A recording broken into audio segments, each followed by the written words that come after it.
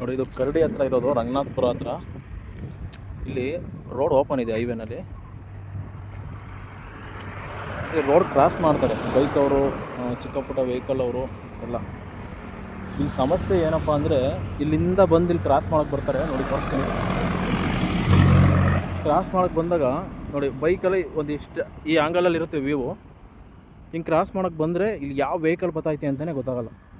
ಯಾವುದು ಬತ್ತಾ ಇಲ್ಲ ಅಂತ ಏನಾದರೂ ಹೋದರೆ ನೋಡಿ ಸೀದಾ ಬಂದ್ಬಿಡುತ್ತೆ. ಕಾರ್ನವ್ರು ನಿಧಾನಕ್ಕೆ ಹೋಗಲ್ಲ, KSRTC ಅವರು ಜವಾಬ್ದಾರಿ ಇಲ್ಲ ಅಂತಾರೆ. ನೀವು ಗ್ರಾಮಸ್ಥರು ನೀವೇ ತಲೆ ಕೆಡಿಸ್ಕೊಂಡು ಇದನ್ನು ಮುಚ್ಚಿ ಬೇಕಾದರೆ ನೋಡಿ ಅಲ್ಲಿ ಮುಂದೆ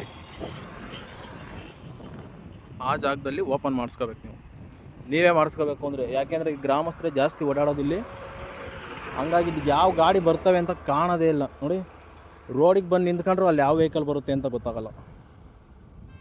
ಇಲ್ಲಿವರೆಗೂ ಬಂದ್ರೂ ಯಾವ ವೆಹಿಕಲ್ ಬರ್ತೈತೆ ಏನೂ ಗೊತ್ತಾಗಲ್ಲ. ಆ ಕಡೆಯಿಂದ ಇಳಿಜಾರೈತೆ, ತುಂಬಾ ಸ್ಪೀಡಾಗಿ ಬರ್ತಾ ಇರ್ತವೆ ಕಾರು, ಬಸ್ಸು ಎಲ್ಲವೂ.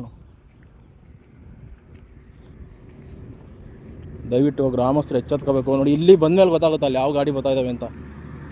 ಇಲ್ಲಿವರೆಗೂ ಕರ್ವ್ ಇರೋದ್ರಿಂದ ಸಮಸ್ಯೆ ಆಗುತ್ತೆ. ದಯವಿಟ್ಟು ಗ್ರಾಮಸ್ಥರು ನೋಡಿ, ಈ ಜಾಗನ ಕ್ಲೋಸ್ ಮಾಡಿಸಿ ಅಲ್ಲಿ ಮುಂದೆ ಎಲ್ಲಾದರೂ ಓಪನ್ ಮಾಡಿಸ್ಕೊಳ್ಳಿ. ನೋಡಿ, ಆ ಲಾರಿ ಬರ್ತಿದೆಯಲ್ಲ, ಅಲ್ಲಿಂದ ಆ ಕಡೆಗೂ ಈ ಕಡೆಗೂ ಎರಡು ಕಡೆಗೂ ಗಾಡಿ ಕಾಣಿಸ್ತವೆ.